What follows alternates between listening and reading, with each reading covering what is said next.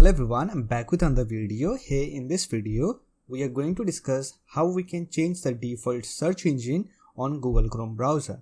So that's been said, let's get started. On Google Chrome browser, by default, we have google.com as the default search engine.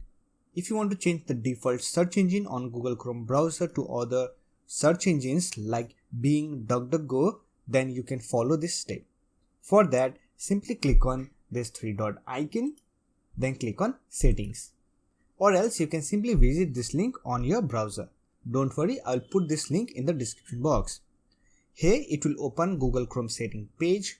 Here simply click on search engine option. And here we have search engine used in address bar option. From the drop down menu, you can simply select any of the search engine. Say for example, I want to change it to Yahoo. I will simply select Yahoo, and now if I search anything on Google Chrome, it will search through Yahoo, as you can see here. So that's it. This is how you can change default search engine on Google Chrome browser. I hope this video was helpful to you. If you find this video helpful, don't forget to hit that like button and subscribe the channel for more videos like this. Bye for now. See you next video.